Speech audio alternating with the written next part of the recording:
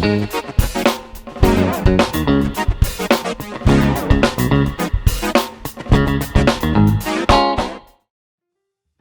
and welcome to Take a Beat, where we stop and reflect and talk about things that matter, things that we discussed in last weekend's sermon, and we use that as fuel to keep going in our life as we follow Jesus. So I am here with PD. Thank you, PD, for being here with me.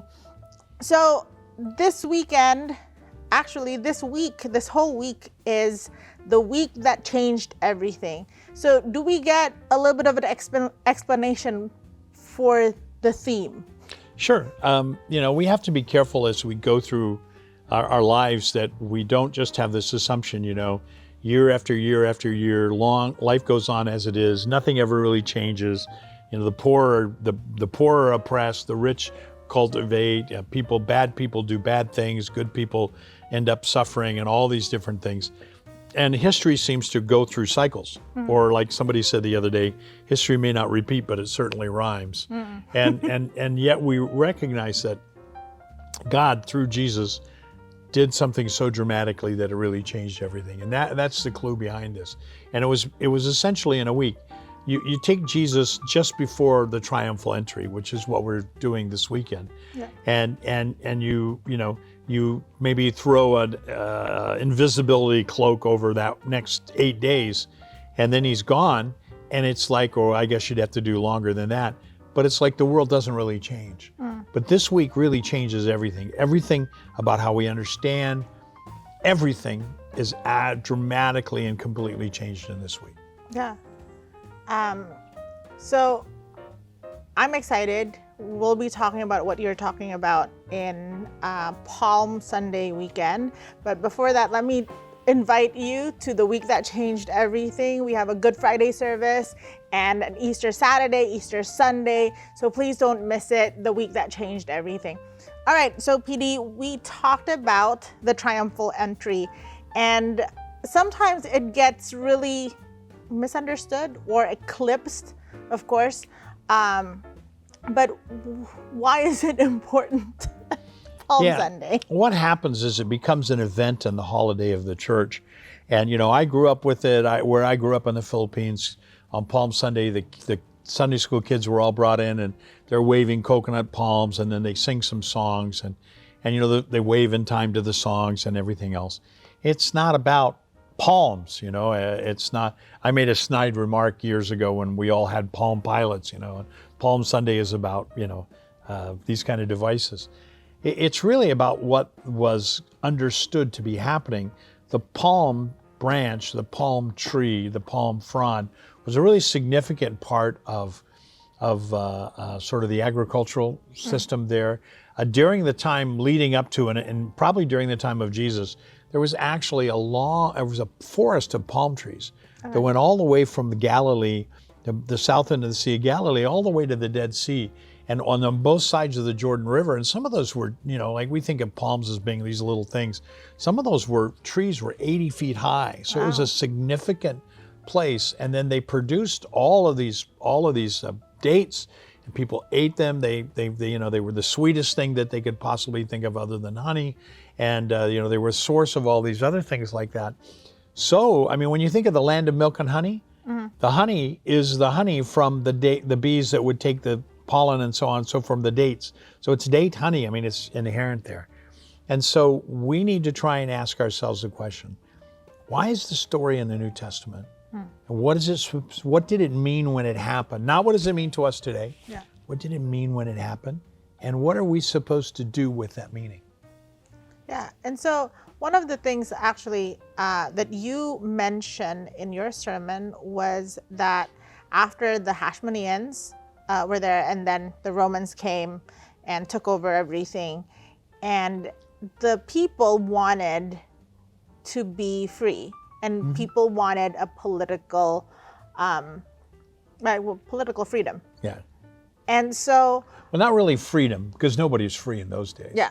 But they wanted self-rule. Okay. They didn't want their king to be a half Idumean guy who was appointed by the guy in Rome, and he was their ruler, And he didn't even belong to him. His grandfather was the one who became a Jew. He's not a real Jew. So this concept of self-rule, that's kind of, I mean, if we look at our modern context, that's what we're all talking about, like self-advocacy, Autonomy, independence. Like, I want to be able to do whatever I want with myself, with my body. That's a lot of the discussion, and this might be a very interesting discussion. But what's the biblical view of this whole idea of self-rule?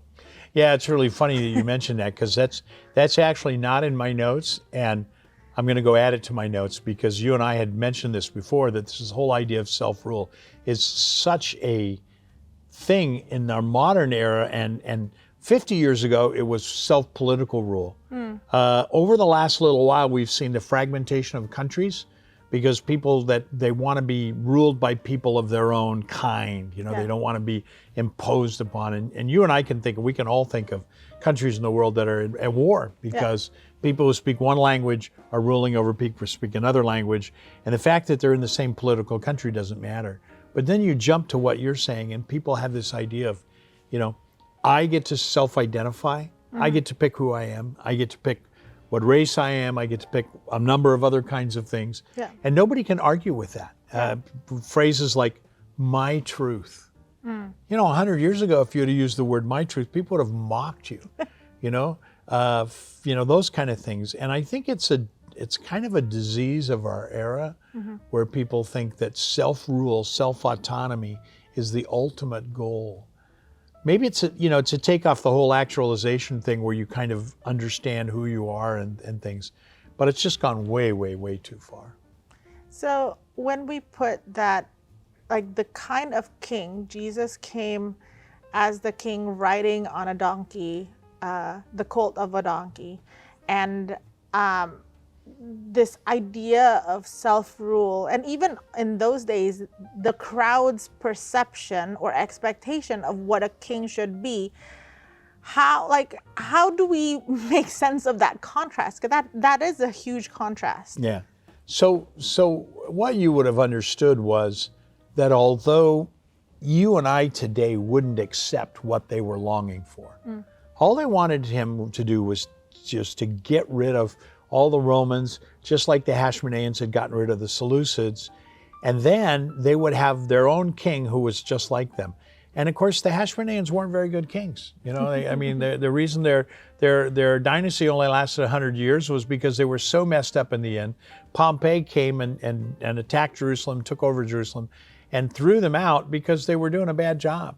But everyone was, we'd rather be ruled by our own king, that kind of thing, like the Israelites had done with Saul. Yeah. Right? So to take that context and to move it into our modern context, it's not complicated, but it's not simple. This is not the kind of thing that we're worried about politically. It's more socially, where we live in a culture where we're told to self choose and find the path that fulfills us the best. And like I mentioned to you the other day, people say you have to find a job that is your passion. No. I washed dishes. I worked as a yard ape in a steel yard. None of those things were my passion, but I needed a job. And so we find ourselves with this myth that everything that is about ourselves, and it really is, it's a song to ego and pride. And what Jesus is as a king is he's saying to us, all right, this is what kind of king I'm going to be. I'm going to die for you. And if you follow me, you got to be ready to die for others. And you don't get to say, well, my king died for me, so I'm special. You get to say, which is kind of, sometimes that's the perspective that we as Christians have. Oh, my king died for me, I'm special. Well, do you have any idea how much coffee I've had today? You're trying to have a conversation with me, and I keep jumping in. No, that's great. But that's the whole idea here, that John, so we looked at John, and it's not all four Gospels and slightly different. They're not competing versions. they're giving us a stereoscope of what really happened, right? And John's version is telling us, see, they totally misunderstood who Jesus was, and you're totally misunderstanding him too. And I think that's the real key. What does he want from us? Well, that's a good example. He died for us so we can die for others. So I think what I'm getting from that is, I mean, apparently I'm still on like Stronger Families vibe, but the whole idea of submitting to others, it starts with submitting to God. Absolutely. And this Das is Vormuch starts with the G. yes, that's and this is what is asked of us, to submit to Christ. But let me ask you this: how can we do that in this context? Well, let me borrow your idea. So we're talking about stronger families. And what we would be saying is, what we're being called to do is to give our lives in surrender to these things. And so we find ourselves by losing ourselves. There's a great line, I think it's Catcher in the Rye, but I can't promise it is, where he says, anybody can die for a cause. What's really hard is to live for it. And so I think if you interviewed every person who's here, there's only 2 or 3 people here, but everybody who's here on a weekend, most of the family people would say, I would die for my family. I would die for my spouse. I would die for my kids. Yeah, but that's not what Jesus is calling you for. He's calling you to live for them. He's calling you to live for him. That's the kind of king he is. And I think that's the really important thing that we need to get out of this part of the story. Yeah. Jesus doesn't take the easy way out and become what they want. He does what he's called to be, what he came for. And that's what he wants out of us too. So going back to our conversation about self-rule, autonomy, our personal truths, how can we take steps to, because the pushback that some people, especially the younger woke people, will say is that, those are good things, being able to make decisions for yourself, being able to be independent, those are good things, but how do we reconcile that with our faith? Yeah. Well, and what you're saying is true. Those are good things, but they become the only thing. They become deities. And then they turn into idols. Yeah. And idolatry is always wrong. Yes. So we can't make an idol out of me making my own choices. We can't make an idol out of what are my passions. We can't make an idol out of what do I choose to do with my life. We're not supposed to follow idols. We're supposed to follow the King, and he tells us to lay down our lives for others. And so we answer the question, what is it we want to do with our lives, not in terms of what we want, but in terms of what he has prepared for us to do, would be the best way to say it. I've been socially aware most of my life, and at every period of time through history, I'm going to really sound like just an old guy here. There have been wonderful phrases and wonderful things that have been brought forward that have been really helpful, but at some point they all became idols. And that's the thing we have to avoid. We need to worship the King. We need to surrender to him.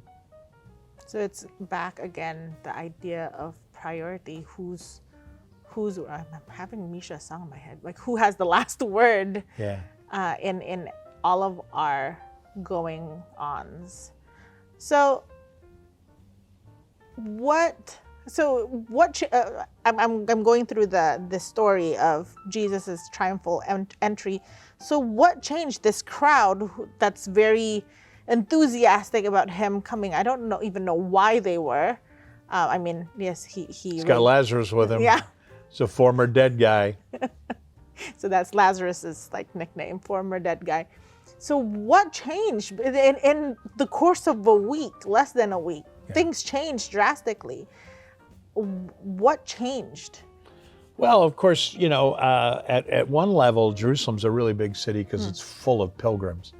Most of the pilgrims who were excited about Jesus being there were probably Galileans. They knew him, they heard about him and everything else, and they're excited. And, it wasn't necessarily the same crowd that was, yelling, crucify him. I know that's a standard, it's a standard preaching device that I've used myself, right? But the whole point is that the perception of who Jesus is, or how you respond to who Jesus is. Because actually the Sanhedrin, the high chiefs, the priests, the Pharisees did what they did to Jesus because they were worried he was the king too. So that perception of who he was didn't really change. What really changed was the idea of how you respond to that.